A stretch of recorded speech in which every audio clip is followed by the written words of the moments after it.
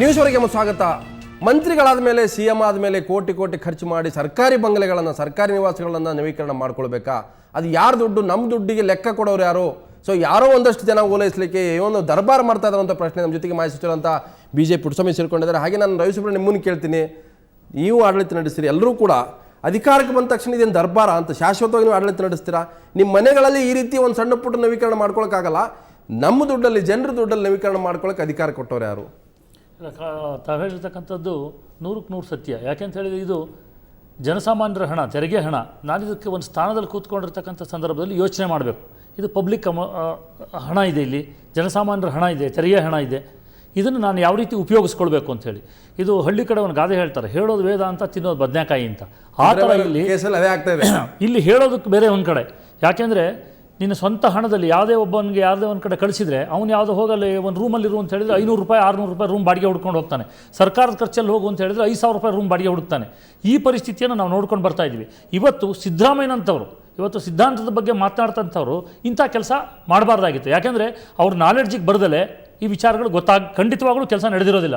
ಇವತ್ತು ಮನೆಯವರೇ ಆಗಿರಲಿ, ಅವ್ರು ಹೇಳ್ತಕ್ಕಂಥದ್ದೊಂದು, ಈಗಾಗಲೇ ದೇವ್ರ ಕೋಣೆ ದೊಡ್ಡದಾಗಬೇಕಾಗಿದೆ, ಹೊರಗಡೆ ಬರೋದು, ಆಚಾರ ವಿಚಾರಗಳ ಬಗ್ಗೆ ಮಾತಾಡೋದು, ಅಡಿಗೆ ಮನೆ ಬಹಳ ಚೆನ್ನಾಗಿ ಅದೇನೋ ಎಷ್ಟು ಲಕ್ಷ ಗೊತ್ತಿಲ್ಲ, ಅದು ಅದು ನೋಡ್ತಾ ಇದ್ರೆ ಲೆಕ್ಕ ಬಂದ್ಮೇಲೆ ಗೊತ್ತಾಗುತ್ತೆ. ಅಲ್ಲ, ಇವ್ರದ್ದು ಸ್ವಂತ ಹಣ ಖರ್ಚು ಮಾಡಿ ಇದನ್ನೆಲ್ಲ ತಗೊಂಡು ಹೋಗ್ತಕ್ಕಂಥದ್ದು, ಇವ್ರಿಗೆ ಬೇಕಾದಂತ ಫೆಸಿಲಿಟೀಸ್ ಇಟ್ಕೊಳ್ಳೋದಾದ್ರೆ ಸಂತೋಷ. ಈಗ ನಿಮ್ಗೆ ಹೇಳ್ತಾರೆ, ಈ ವಿಚಾರದಲ್ಲಿ ಮಾತನಾಡುವ ನೈತಿಕ ಹಕ್ಕು ಯಾವುದೇ ಒಬ್ಬ ರಾಜಕಾರಣಿಗೆ ಇಲ್ಲ. ಯಾಕೆಂದ್ರೆ ಈಗ ನಾಣಯ ಪ್ರಸ್ತಾಪ ಮಾಡಿದಾಗ BJP ಇದ್ದಾಗ ಏನಾಯ್ತು, ನಾನು ನಮ್ಗೊಂದು ಮಾತು ಹೇಳ್ತೀನಿ, ನಿಮ್ಮ ಪಕ್ಷದ ಮಟ್ಟದಲ್ಲಿ ನೀವು ಇಂಥ ಒಂದು ತೀರ್ಮಾನ ಉಳಿದೆಲ್ಲ ಚರ್ಚೆ ಮಾಡಿ ನೈತಿಕವಾಗಿ ಅದನ್ನು ತೀರ್ಮಾನ ವ್ಯಾವಹಾರಿಕ ಹೊಂದಾಣಿಕೆಗಳಾಗುತ್ತೆ. ನಾನು ಹೇಳ್ತೀನಿ ಕೇಳಿ, ಹೇಳ್ತಾ ನಾನು ಖರ್ಚು ಮಾಡ್ತಿದ್ದೀನಿ ಅಂತ ಹೇಳ್ಬಿಟ್ಟು ಖರ್ಚು ಮಾಡೋದು ಬೇರೆ, ನಾನು ಮಾಡೋದೇ ಇಲ್ಲ ಅಂತ ಹೇಳಿ ಒಳಗಡೆ ಮಾಡೋದು ಬೇರೆ. ಪಕ್ಷ ಇದೆಯಲ್ಲ, ರಾಜಕಾರಣಿಗಳನ್ನ ಒಂದು ನಿಮಿಷ ಪಕ್ಷಕ್ಕೆ ಬಂದು ಮುಖ್ಯಮಂತ್ರಿ ಆಗಿದ್ದಾಗ 1 ಕೋಟಿ ರೂಪಾಯಿಗೂ ಹೆಚ್ಚು ಹಣವನ್ನು ಖರ್ಚು ಮಾಡಿ ಅವರ ಮನೆಯನ್ನ ರಿನೋವೇಟ್ ಮಾಡ್ಕೊಂಡಿದ್ರು. ಆರಂಭಿಕ ಹಂತದಲ್ಲಿ 54 ಲಕ್ಷ ರೂಪಾಯಿಗೂ ಹೆಚ್ಚು ಹಣ ಖರ್ಚಾಗಿತ್ತು. ಬಾತ್ರೂಮ್ ಅನ್ನ ಖರ್ಚು ಮಾಡಿದ್ರು. ಯಾರು ನಾನು ಖರ್ಚು ಮಾಡ್ತೀನಿ, ನಾನು ಏನು ಮಾಡೋದೇ ಇಲ್ಲ, ನಾನು ಸಾಧ್ಯಸ್ಥ, ನಾನು ಏನು ಮಾಡೋದೇ ಇಲ್ಲ, ಈ ತರ ದುಂದು ವೆಚ್ಚಗಳನ್ನು ಮಾಡೋದಿಲ್ಲ, ನಾನು ಬೇರೆಯವರಿಗೆ ರೋಲ್ ಮಾಡಲಾಗಿರ್ತೀನಿ ಅಂತಕ್ಕಂಥ ವ್ಯಕ್ತಿ ಇದನ್ನು ಮಾಡಿದಾಗ ತಪ್ಪಾಗುತ್ತೆ. ಎಲ್ಲರದು ತಪ್ಪೇ. ನಾನು ಹೇಳಿದ್ದೀನಿ, ಶೋಭಾ ಕರಂದ್ಲಾಜೆ ಮಂತ್ರಿ ಖರ್ಚು ಮಾಡ್ತಾರೆ, ನಾನು ಎಲ್ಲರೂ 1 ಕೋಟಿ ಖರ್ಚು ಮಾಡಿರ್ತಕ್ಕಂಥ ಉದಾಹರಣೆಗಳಿದೆ. ಯಾರು ಮಾಡಿದ್ರು ತಪ್ಪೇ, ಯಾರು ಮಾಡಿದ್ರು ತಪ್ಪೇ. ಬದಲಾವಣೆಗಾಗಿ ಬಿಜೆಪಿ ಅಂತ ಹೇಳಿದವರು ನೀವು, ಆದ್ರೆ ಅರ್ಥ ಬದಲಾವಣೆಯನ್ನು ನೀವು ತಪ್ಪು ಮಾಡಿದ್ರಿ. ಹೆಚ್ಚು ತಪ್ಪು ಒಂದ್ ನಿಮಿಷ, ನಾನು ನಾಣೆಯವರು ಬೀಳ್ಕೊಡ್ತಾ ಇದ್ದೆ. ನಾಣೆಯವರು ಬೇರೆ ಅನ್ಯ ಕಾರ್ಯಕ್ರಮಕ್ಕೆ ಹೋಗಬೇಕಾಗಿದೆ. ಆ ಕಾರಣಕ್ಕೆ ನಾಣೆಯವರೇ, ಇವತ್ತು ಆಡಳಿತಕ್ಕೆ ಬಂದ ತಕ್ಷಣ ಜನರ ಸೇವೆ ಮಾಡಕ್ಕೋ ಅಥವಾ ದರ್ಬಾರ್ ನಡೆಸೋಕೋ ಅಥವಾ ಇದೇನಾದರೂ ಬೇರೆ ಬೇರೆ ರಾಜರ ವಂಶಸ್ಥರಲ್ಲಿ ಬರ್ತಕ್ಕಂಥವ್ರ ಇವರು ಅಥವಾ ಪಾಳೆಗಾರರ ಅಥವಾ ಸಾಮಂತಶಾಹಿಗಳ ಇಷ್ಟೊಂದು ವೈಭವದ ಮನೆಗಳನ್ನು ರೆಡಿ ಮಾಡ್ಕೊಳ್ಳಿಕ್ಕೆ ಯಾರ ದುಡ್ಡು? ಸಿದ್ದರಾಮಯ್ಯನಂತವ್ರಿಗೆ ಗೊತ್ತಿಲ್ಲದೋ ಅಥವಾ ಗೊತ್ತಿದ್ದು ಮಾಡುವಂಥದ್ದು ಇದು ಸರಿನಾ? ನೀವೊಬ್ಬ ಸ್ನೇಹಿತರಾಗಿ ಸಿದ್ದರಾಮಯ್ಯ ಏನು ಹೇಳ್ತೀರಿ?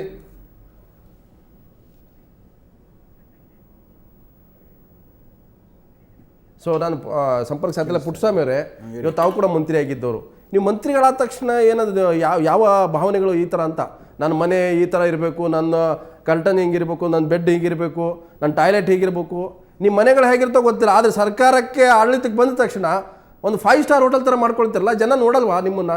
ಸರಳವಾಗಿರ್ಬೇಕಂತ ನಿಮ್ಗೆ ಅನ್ಸಲ್ವಾ? ನನ್ನ ಬಗ್ಗೆ ಹೇಳೋದಾದರೆ, ನಾನು ಮಂತ್ರಿಯಾಗಿದ್ದಾಗ 30-40 ನನ್ನ ಮನೆ ಇರೋದು, ಅದೇ ಮನೆಯನ್ನು ನಾನು ವಾಸ. ನೀವಂತ ನಾನು ಎಕ್ಸಾಂಪಲ್, ನನ್ನ ಆಫೀಸನ್ನು ಸಹ ಯಾವತ್ತೂ ಸಹ ಒಂದು ಸಣ್ಣ ಪುಟ್ಟ ಆಲ್ಟ್ರೇಷನ್ನು ಸಹ ಮಾಡ್ಕೊಳ್ಳಿಲ್ಲ. ಒಂದು ವಿಚಾರ ನಾವು ರಾಜಕಾರಣಿಗಳಾದವರು ಕಲಿಬೇಕಾಗಿರ್ತಕ್ಕಂಥದ್ದು, ನಮ್ಮ ಕರ್ತವ್ಯದ ಬಗ್ಗೆ ಹೆಚ್ಚಿನ ಗಮನ ಹರಿಸಬೇಕೇ ಹೊರತು ಸೌಕರ್ಯದ ಬಗ್ಗೆ ಅಲ್ಲ. ಸೌಕರ್ಯದ ಬಗ್ಗೆ ಗಮನ ಹರಿಸ್ತಾ ಇದ್ದಾರೆ. ಎಷ್ಟು ಬೇಕೋ ಅಷ್ಟನ್ನು ಬೇಕು, ಆದರೆ ಆ ಮನೆ ಶಾಶ್ವತವಾಗಿ ನಾವು ವಾಸ ಮಾಡ್ತಕ್ಕಂಥದ್ದಲ್ಲ. ಅದನ್ನು ಯಾವತ್ತು ಬೇಕಾದರೂ ಗಂಟು ಮುಟ್ಟೆ ಕಟ್ತಾ ಇರ್ತಕ್ಕಂಥದ್ದು, ಸೂಟ್ ಕೇಸ್ ರೆಡಿ ಇರಬೇಕು ರಾಜಕಾರಣದಲ್ಲಿ. ಅಂಥ ಸಂದರ್ಭ ಬಂದಾಗ ಅವಶ್ಯಕತೆ ಇದ್ದಷ್ಟನ್ನು ಏನಾದರೂ ತೊಂದರೆ ಇದ್ದರೆ ಮಾಡ್ಕೊಳ್ಬೇಕೇ ಹೊರತು ಲಕ್ಸುರಿಯಸ್ ಆಗಿ ಎಲ್ಲ ಚೇಂಜ್ ಮಾಡ್ತಕ್ಕಂಥದ್ದು, ಎಲ್ಲ ಹೊಡಿತಕ್ಕಂಥದ್ದು, ಸರ್ಕಾರಿ ಬಂಗ್ಲೆಗಳಿಗೆ ವಾಸ್ತು ಅಂತಕ್ಕಂಥದ್ದನ್ನು ಯಾವುದೂ ನಾವು ಇಟ್ಕೊಳ್ಳೋದು ಸರಿಯಲ್ಲ. ಅದು ಅದನ್ನು ಮಾಡ್ತಕ್ಕಂಥದ್ದು ಯಾರೇ ಮಾಡಿದ್ರು ಸಹ ಅಲ್ಲ, ಸಿದ್ದರಾಮಯ್ಯ ಸಾರ್ವಜನಿಕರ ಬಹಳ ಸೋಷಿಯಲಿಸ್ಟ್ ಬ್ಯಾಕ್ಗ್ರೌಂಡ್ ಬಂದಿದ್ದಾರೆ, ಬಹಳ ಸಾಮಾಜಿಕ ನ್ಯಾಯ ಅಂತ ಹೇಳ್ತಾರೆ, ಅನೇಕ ಪುಂಖಾನುಪುಂಖವಾಗಿ ಹೇಳ್ತಾರೆ, ನಾನು ಸರಳವಾಗಿರ್ಬೇಕು, ಇದೇ ಮನೆ ಸಾಕು ಅಂತ ಹೇಳ್ತಾರೋ. ಇದು ಯಾರು ಈ ಮಾಡ್ತಾ ಇರೋದು? 85 ಲಕ್ಷ 90 ಲಕ್ಷ ಸಿದ್ದರಾಮಯ್ಯನವರ ವಿಚಾರದಲ್ಲಿ ಹಲವಾರು ವಿಚಾರಗಳು ನಾವು ಭಾಳ ಆಸೆ ಇಟ್ಟಿದ್ವಿ. ನಾನು ಒಬ್ಬ ಹಿಂದುಳಿದ ವರ್ಗದವನಾಗಿ ಇನ್ನು ಆ ಸಮುದಾಯದಿಂದ ಬಂದಂಥವರು ಭಾಳ ಎಕ್ಸ್ಪೆಕ್ಟೇಷನ್ ಇಟ್ಟಿದ್ವಿ. ಆದರೆ ಅವರ ತೀರ್ಮಾನಗಳು ಇವತ್ತೀಚೆಗೆ ತೆಗೆದುಕೊಳ್ತಾ ಇರ್ತಕ್ಕಂಥದ್ದು ಎಲ್ಲರೂ ಎಲ್ಲ ವಿಧದಲ್ಲೂ ಒಂದರ ಮೇಲೆ ಒಂದು ಗೊಂದಲಗಳನ್ನು ಉಂಟು ಮಾಡ್ಕೊಳ್ತಾ ಇದ್ದಾರೆ. ಯಾತಕ್ಕೆ ಅಂತ ಗೊತ್ತಿಲ್ಲ. ಆದರೆ ಈ ರೀತಿಯ ಅವರು ದುಂದು ವೆಚ್ಚ ಇಳಿತಾರೆ ಅಂತಕ್ಕಂಥದ್ದನ್ನು ನಾನು ಸಹ ನಾನು ಮಾದೇವ ಪ್ರಕಾಶ್ ಅವರೇ, ದುಂದು ವೆಚ್ಚ ಒಂದು ಪಟ್ಟು ಭಾಳ ಚೆನ್ನಾಗಿ ಹೇಳಿದ್ರು. ವೆಚ್ಚ ಮತ್ತು ದುಂದು ವೆಚ್ಚ. ವೆಚ್ಚ ಅಂತ ಬಂದಾಗ ಅದು ಕನ್ಸಿಡರೇಬಲ್ ಆಗುತ್ತೆ, ದುಂದು ವೆಚ್ಚ ಅಂತ ಬಂದಾಗ ಅಪರಾಧ ಆಗುತ್ತೆ. ಅದು ಜನಕ್ಕೆ ಲೆಕ್ಕ ಹೇಳಬೇಕಾಗುತ್ತೆ. ಒಂದು ನಾವು ಮನೆ ಚೇಂಜ್ ಮಾಡುವಾಗ ಸರಳವಾದಂಥದ್ದು ಒಂದಷ್ಟು ರಿಪೇರಿಗಳು ಮಾಡುವಂಥ, ಸುಣ್ಣ ಬಣ್ಣ ಬೆಳೆಯುವಂಥದ್ದು ಒಪ್ಪುವಂಥದ್ದು. ಆದರೆ ಇಲ್ಲಿ ಸಿದ್ದರಾಮಯ್ಯನವರ ಈ ಒಂದು ಕಾವೇರಿ ಗೃಹ ಇದೆಯಲ್ಲ, ಈ ಒಂದು ವಸತಿ ಗೃಹ, ಅದು ಗೇಟಿಗೆ ಬೀಗ ಹಾಕಿ ಭಾಳ ಏನೋ ಸೀಕ್ರೆಟ್ ಆಗಿ ಯಾರು ಒಳಗೆ ಹೋಗಬಾರ್ದು, ಯಾರಿಗೆ ಗೊತ್ತಾಗಬಾರ್ದು, ಈ ರೀತಿ ಕದ್ದು ಮುಚ್ಚಿ ಮಾಡುವಂಥದ್ದು. ಮತ್ತು ಅನುಗ್ರಹಕ್ಕೆ ಹೋಗದಿರೋಕ್ಕೆ ಏನು ಮೌಢ್ಯ ಕಾರಣ? ಒಂದು ಕಡೆ ನಾನು ಮೌಢ್ಯದ ವಿರುದ್ಧ ಕಂದಾಚಾರದ ವಿರುದ್ಧ ಅಂತ ಹೇಳ್ತಾರೆ, ಹಾಗೆ ಇದೇ ಮನೇಲಿ ಇರ್ಬೋದಾಗಿತ್ತು. ಹಾಗಿಲ್ಲದೆ ಹೋಗಿದ್ರೆ ಅನುಗ್ರಹಕ್ಕೆ ಶಿಫ್ಟ್ ಆಗ್ಬೋದಿತ್ತಲ್ಲ, ಯಾಕೆ ಆಗ್ತಾ ಇರೋ? ಆರಂಭಿಕ ಹಂತದಲ್ಲೇ ಸಿದ್ದರಾಮಯ್ಯನವರು ಕುಮಾರಕೃಪಾದಲ್ಲಿ ವಾಸವಾಗಿರುವಂತಹ ಮನೆಯಲ್ಲಿ ವಿರೋಧ ಪಕ್ಷದ ನಾಯಕನಾಗಿದ್ದೆ, ಅದೇ ಮನೆಯಿಂದ ನಾನು ಮುಖ್ಯಮಂತ್ರಿ ಆದೆ ಅನ್ನುವಂತಹ ಒಂದು ನಂಬಿಕೆಗೆ, ಅಂದರೆ ಮೌಢ್ಯಕ್ಕೆ ಗುರಿಯಾಗಿ ಅಲ್ಲೇ ಉಳ್ಕೊಂಡಿದ್ದಿದೆಯಲ್ಲ, ಅದೇ ತಪ್ಪು. ಅದಾದ ನಂತರ ಅಲ್ಲಿ ರೆಸಿಡೆನ್ಷಿಯಲ್ ಏರಿಯಾ, ಅದು ಕುಮಾರಕೃಪಾ ಏನಿದೆ ಅದು ಟೋಟಲ್ ಆಗಿ ರೆಸಿಡೆನ್ಷಿಯಲ್ ಏರಿಯಾ. ಅಲ್ಲಿ ಎಲ್ಲ ಹೆಚ್ಚು ಜನರಿಗೆ ತೊಂದರೆ ಆದಾಗ ಈಗ ಅದನ್ನು ಬದಲಾಯಿಸುವಂತಹ ಪ್ರಯತ್ನವನ್ನು ಮಾಡಿದ್ರು. ಪ್ರಾಯಶಃ ಸಿದ್ದರಾಮಯ್ಯನವರಿಗೆ ನಿಜವಾಗ್ಲೂ ಒಂದು ಬದ್ಧತೆ ಮತ್ತು ಮೌಢ್ಯವನ್ನು ಧಿಕ್ಕರಿಸುವಂತಹ ಮನೋಧರ್ಮ ಇದ್ದಿದ್ರೆ ಅವರು ಅನುಗ್ರಹಕ್ಕೆ ಹೋಗಿ ಅಲ್ಲಿ ವಾಸ ಮಾಡಬೇಕು. ಭಯ ಯಾಕೆ ಅಂತ? ಹೌದು, ಪ್ರಾಯಶಃ ಅವರಿಗೆ ಭಟ್ರು ಒಂದು ಮಾತು ಹೇಳಿದ್ರು, ಅಧಿಕಾರವನ್ನು ಪಡೆದುಕೊಳ್ಳುವವರೆಗೆ ಹೋರಾಟ ಮಾಡ್ತಾರೆ, ಅಧಿಕಾರ ಬಂದ ನಂತರ ಅದನ್ನು ಉಳಿಸ್ಕೊಳ್ಳೋದಕ್ಕೆ ಏನೇನು ತಂತ್ರಗಾರಿಕೆಗಳನ್ನು ಮಾಡಬೇಕು ಆ ಎಲ್ಲ ತಂತ್ರಗಾರಿಕೆಗಳನ್ನು ಮಾಡ್ತಾ ಇರ್ತಾರೆ ಅನ್ನುವಂತಹ ಮಾತನ್ನು ಭಟ್ರು ಹೇಳಿದ್ರು. ನಿಜವಾಗ್ಲೂ ಸಿದ್ದರಾಮಯ್ಯನವರಿಗೆ ಹಿಂದುಳಿದ ವರ್ಗಗಳ ಚಾಂಪಿಯನ್ ಅನ್ನುವಂತಹ ಹೆಸರನ್ನು ಪಡೆದಂತಹ ದೇವರಾಜ್ ಅರಸ್ ಅವರು ಮಾಡೆಲ್ ಆಗಬೇಕಾಗಿತ್ತು. ನಮ್ಮ ಒಬ್ಬ ಖ್ಯಾತ ಬುದ್ಧಿಜೀವಿಗಳು ಹೇಳಿದ್ರು, ಸಿದ್ದರಾಮಯ್ಯನವರು ತನಗೆ ದೇವರಾಜ ಅರಸ್ ಕಂಡಂಗೆ ಕಾಣ್ತಾ ಇದ್ದಾರೆ ಎನ್ನುವಂತಹ ಮಾತನ್ನು ಹೇಳಿ ಸಿದ್ದರಾಮಯ್ಯನವರನ್ನು ಓಲೈಸುವ ಪ್ರಯತ್ನವನ್ನು ಸಿದ್ದರಾಮಯ್ಯ ಓಲೈಸುವ ಹೆಚ್ಚಿಗೆ ಆಗ್ತಾ ಇದ್ದಾರೆ ಅಂತ ಒಂದು ಆರೋಪ. ಓಲೈಸುವ ಅದೇ ಅಂತಹ ಒಂದು ಓಲೈಸುವ ಪ್ರಯತ್ನವನ್ನು ನಮ್ಮ ಬುದ್ಧಿಜೀವಿ ಖ್ಯಾತ ಬುದ್ಧಿಜೀವಿಗಳು ಮಾಡಿದರು. ಆದರೆ ಒಂದು ಸತ್ಯ ಏನು ಅಂತಂದರೆ, ಬಾಲಬ್ರೂಯಿ ಒಳಗೆ ವಾಸಿಸ್ತಾ ಇದ್ದಂತಹ ದೇವರಾಜ ಅರಸು ಬಾಲಬ್ರೂಯಿಯನ್ನು ಎಂದೂ ರಿನೋವೇಟ್ ಮಾಡಿರಲಿಲ್ಲ.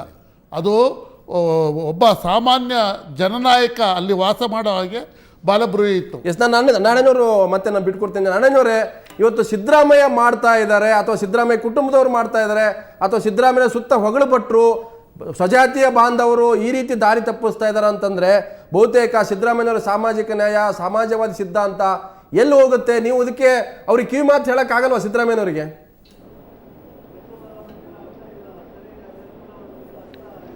ನೋಡಿ, ದಯವಿಟ್ಟು ಇಷ್ಟು ಹೇಳ್ತೀನಿ ನಾನು. ಬಹುಶಃ ನಡೆದಿರ್ತಕ್ಕಂಥ ಘಟನೆ ನಿಜವಾದರೆ ನಾನು ನಿಜವಾಗಿ ಹೇಳ್ತಿದ್ದೀನಿ, ಸಿದ್ದರಾಮಯ್ಯನವರು ಇದಕ್ಕೆ ತನಿಖೆಯನ್ನು ಏರ್ಪಡಿಸಬೇಕಾಗಿದೆ. 1 ಕೋಟಿ ರೂಪಾಯಿಯಲ್ಲಿ ನಾನು ಹೇಳ್ತೀನಿ ಕಾವೇರಿ ಅಂತ ಒಂದು ದೊಡ್ಡ ಕಟ್ಟಡವನ್ನು ಕಟ್ಟಿಸಲಿಕ್ಕೆ ಸಾಧ್ಯ ಇದೆ. ಆದ್ದರಿಂದ ಅಧಿಕಾರಿಗಳು ಸುಮಾರು 85 ಲಕ್ಷ 90 ಲಕ್ಷ ರೂಪಾಯಿ ಆ ಒಂದು ಆಧುನೀಕರಣಕ್ಕೋಸ್ಕರ ಅಲ್ಲಿರ್ತಕ್ಕಂಥ ಸೌಲಭ್ಯಗಳನ್ನು ಮಾಡಲಿಕ್ಕೋಸ್ಕರ ಖರ್ಚು ಮಾಡಿದ್ದರೆ ಇದರಲ್ಲಿ 50% ಅಧಿಕಾರಿಗಳು ಖಂಡಿತವಾಗಿ ಹೊಡೆದಿದ್ದಾರೆ ಅಂತ ಹೇಳ್ತಾ ಇರ್ತಕ್ಕಂಥದ್ದನ್ನು ನೇರವಾಗಿ ನಾನು ಹೇಳಲಿಕ್ಕೆ ಬಯಸ್ತಾ ಇದ್ದೀನಿ. ಎರಡನೇದಾಗಿ ನಾನು ಹೇಳ್ತೀನಿ, ಸಿದ್ದರಾಮಯ್ಯನವರ ಸರಳ ಬದುಕಿನಲ್ಲಿ ಅವರು ನಿಜವಾಗಿಯೂ ವೈಭವೀಕರಣ ಭ್ರಷ್ಟಾಚಾರವೇ, ಇನ್ನೇನು ಭ್ರಷ್ಟಾಚಾರ ಅಂತ ಹೇಳ್ತಾ ಇರ್ತಕ್ಕಂಥದ್ದು ಇದು ಮನೆ ಮಾತಾಗಿದೆ. ಈ ಹಿನ್ನೆಲೆಯಲ್ಲಿ ನಾನು ಹೇಳ್ತಾ ಇರ್ತಕ್ಕಂಥದ್ದು, ಸಿದ್ದರಾಮಯ್ಯನವರು ಬಹುಶಃ ಈ ಸಂದರ್ಭದಲ್ಲಿ ಇದನ್ನು ತನಿಖೆಗೆ ಒಳಪಡಿಸಲೇಬೇಕಾಗಿರ್ತಕ್ಕಂಥ ಅನಿವಾರ್ಯತೆ ಇದೆ ಅಂತ ನಾನು ಈ ಸಂದರ್ಭದಲ್ಲಿ ಹೇಳಲಿಕ್ಕೆ ನಾನು ಬಯಸ್ತಾ ಇದ್ದೇನೆ. ಕಾರಣ ಯಾಕೆಂದರೆ ಅವರ ವೈಭವೀಕರಣವನ್ನು ಯಾವಾಗಲೂ ಒಪ್ಪಲಿಲ್ಲ, ಹೋಮ ಹವನವನ್ನು ಒಪ್ಪೋದಿಲ್ಲ ಅಂತ ಹೇಳ್ತಾರೆ. ಹಾಗಾದರೆ ಇಷ್ಟು ದೊಡ್ಡ ಪ್ರಮಾಣದಲ್ಲಿರ್ತಕ್ಕಂಥ ಹಣವನ್ನು ಯಾವ ಕಾರಣಕ್ಕೋಸ್ಕರ ಖರ್ಚು ಮಾಡಿದರು ಅಂತ ಈ ಹಿಂದೆ ನಾವು ನೋಡಿದ್ವಿ. ಹಿಂದಿನ ಸರ್ಕಾರ, ನಾನು ಕರುಣಾಕರ್ ರೆಡ್ಡಿಯವರು ರೆವಿನ್ಯೂ ಮಿನಿಸ್ಟರ್ ಆಗಿದ್ದಾಗ 7 ಮಿನಿಸ್ಟರ್ಸ್ ಕ್ವಾರ್ಟರ್ಸ್ನಲ್ಲಿ ಆ ಕಟ್ಟಡವನ್ನು ಒಡೆದು ವಾಸ್ತುವ ಹಿನ್ನೆಲೆಯಲ್ಲಿ ಬಾಗಿಲನ್ನು ಹೊಡೆದಿದ್ದಾರೆ, ಗೋಡೆಯನ್ನು ಹೊಡೆದಿದ್ದಾರೆ, ಮೇಲ್ಛಾವಣಿಯನ್ನು ಹೊಡೆದಿದ್ದಾರೆ. ಬಹುಶಃ ಈ ಥರ ಮಾಡಬೇಕಾದ್ರೆ ಅವರು ಎಲ್ಲಾದರೂ ಹೋಗಿ ಸ್ವಂತ ಮನೆಯಲ್ಲೋ ಬಾಡಿಗೆ ಮನೆಯಲ್ಲಿ ಇಟ್ಕೊಳ್ಳಿ. ಸರ್ಕಾರದ ಮನೆಯನ್ನು ಒಡೆಯಲಿಕ್ಕಿರ್ತಕ್ಕಂಥದ್ದು, ಸರ್ಕಾರದ ಮನೆಯನ್ನು ವಾಸ್ತುವ ಹೆಸರಿನಲ್ಲಿ ನುಚ್ಚುನೂರು ಮಾಡಲಿಕ್ಕಿರ್ತಕ್ಕಂಥದ್ದು, ವಿಧಾನಸೌಧವನ್ನೇ ಹೊಡೆದಿರ್ತಕ್ಕಂಥ ಜನ ಹಿಂದಿನ ಸರ್ಕಾರದವರು ನಾವು ನೋಡಿದ್ವಿ. ಅಂಥ ಪರಿಸ್ಥಿತಿಯನ್ನು ಖಂಡಿತವಾಗಿ ಸಿದ್ದರಾಮಯ್ಯನವರು ಮುಖ್ಯಮಂತ್ರಿಯಾಗಿ ಮಾಡೋದಿಲ್ಲ ಅಂತ ಹೇಳ್ತಾ ಇರ್ತಕ್ಕಂಥ ನಂಬಿಕೆ ನನ್ನಲ್ಲಿದೆ. ಆ ಥರ ಯಾರಾದರೂ ಮಾಡೋದಿದ್ರೆ ಸಿದ್ದರಾಮಯ್ಯನವರೇ ಅದಕ್ಕೆ ಮಂಚೂಣಿಯಲ್ಲಿ ನಿಂತು ಅವರೇ ನಿಜವಾಗಿರ್ತಕ್ಕಂಥ ಮಾರ್ಗದರ್ಶನ ನೀಡಿ ಅವರ ಬದುಕನ್ನು ಇತರರು ಕೂಡ ಅನುಸರಿಸಬೇಕು ಅಂತ ಹೇಳ್ತಾ ಇರ್ತಕ್ಕಂಥ ಪರಿಸ್ಥಿತಿಯನ್ನು ನಿರ್ಮಾಣ ಮಾಡಬೇಕೇ ಹೊರತು ಇಷ್ಟು ದೊಡ್ಡ ಪ್ರಮಾಣದಲ್ಲಿರ್ತಕ್ಕಂಥ ಹಣವನ್ನು ತೆರಿಗೆದಾರರ ಹಣವನ್ನು ಖರ್ಚು ಮಾಡಲಿಕ್ಕಿರ್ತಕ್ಕಂಥದಕ್ಕೆ ಸಿದ್ದರಾಮಯ್ಯನವರು ಖಂಡಿತವಾಗಿ ಬಿಡಬಾರ್ದು. ನಡೆದಿದ್ದರೆ ನಾನು ಹೇಳ್ತೀನಿ ಖಂಡಿತವಾಗಿ ಇದು ತಪ್ಪು ಮತ್ತು ಇದಕ್ಕೆ ತನಿಖೆಯನ್ನು ನಡೆಸಿ ಈ ಹಣ ಮತ್ತು ಭ್ರಷ್ಟಾಚಾರ ತೊಡಗಿರ್ತಕ್ಕಂಥದಕ್ಕೆ ಅವರು ಕಾರ್ಯಕ್ರಮವನ್ನು ಕೈಗೊಳ್ಳಬೇಕು ಅಂತ ಹೇಳ್ತಾ ಇರ್ತಕ್ಕಂಥದ್ದು ನನ್ನ ನಿಜವಾಗಿರ್ತಕ್ಕಂಥ ಅನಿಸಿಕೆ. ಖಂಡಿತ ನಾರಾಯಣವ್ರು ನಮ್ಮ ಜೊತೆ ಚರ್ಚೆಯಲ್ಲಿ ತಾವು ಭಾಗಿದ್ರೆ ಅಷ್ಟೇ ಅಲ್ಲ, ಇದರಲ್ಲಿ ಒಂದು ಭ್ರಷ್ಟಾಚಾರ ನಡೆದಿದೆ, ಸಿದ್ದರಾಮಯ್ಯ ಗೊತ್ತಿದೆಯೋ ಗೊತ್ತಿಲ್ಲದೆಯೋ ನಡೆದಿರ್ತಕ್ಕಂಥದ್ದು ತನಿಖೆ ಆಗಬೇಕು. 50% ದುಡ್ಡು ನುಂಗುವಂಥ, ದುಡ್ಡು ಹೊಡೆಯುವಂಥ ಅಧಿಕಾರಿಗಳ ಒಂದು ಪಿತೂರಿ ಇದರಲ್ಲಿದೆ. ಬಹುತೇಕ ಆ ಕಾರಣಕ್ಕಾಗಿ ಇದೊಂದು ಕದ್ದು ಮುಚ್ಚಿ ನಿರ್ವಹಣೆ ನಡೀತದೆ. ನಾನು ಭಟ್ರಿಗೆ ಕೇಳ್ತೀನಿ, ಒಂದು ವೇಳೆ ಅವರು ಶಾಶ್ವತವಾಗಿ ಉಳಿಯೋದಾದರೆ ಸ್ವಂತ ಮನೆಯೇ ಕಟ್ಕೋಬೋದು ಈ ಹಣದಲ್ಲಿ. ಆದರೆ ಈಗಿರ್ತಕ್ಕಂಥ ಸರ್ಕಾರಿ ಬಂಗಲೆಗಳನ್ನು ಬಿಟ್ಟು ಹೋದಾಗ ಹೊಸಬರು ಬಂದ ಮೇಲೆ ಬೇಕಾದ ರಿನೋವೇಷನ್ ಮಾಡ್ಕೊಳ್ಳಿ, ಮ್ಯಾಟ್ ಹಾಕ್ಕೊಳ್ಳಿ, ಚೇರ್ಗಳು ಹಾಕೊಳ್ಳಿ, ಫರ್ನಿಚರ್ ಹಾಕ್ಕೊಳ್ಳಿ, ಗೀಜರ್ ಹಾಕ್ಕೊಳ್ಳಿ, ಎಲ್ಲವೂ ಕೂಡ ಹೋಗುವಾಗ ಅವ್ರ ಸ್ವಂತ ಖರ್ಚಲ್ಲಿ ತಂದು ತೊಗೊಂಡು ಹೋಗ್ಬೋದಲ್ಲ. ಲಕ್ಷ್ಮಣ್, ಈ ಸಮಸ್ಯೆಯ ಪರಿಹಾರಕ್ಕೆ 2 ಸಲಹೆಗಳನ್ನ ನಾನು ನೀಡ್ತೀನಿ.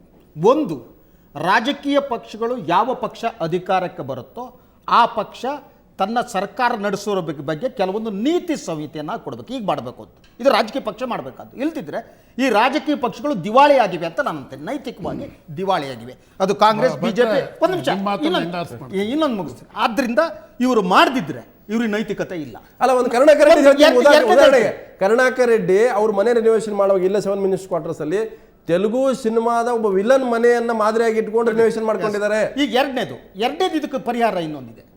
ಬಹಳ ಕಡೆ ಇದೆ. ಬಾಂಬೆ, ಮಹಾರಾಷ್ಟ್ರದಲ್ಲಿದೆ. ಮುಖ್ಯಮಂತ್ರಿಯ ಮನೆ ಇಂಥದ್ದು, ಅದನ್ನ ಚೇಂಜ್ ಮಾಡಕ್ಕಾಗಲ್ಲ. ಅನುಗ್ರಹ ಇದೆಯಲ್ಲ ಇಲ್ಲಿ.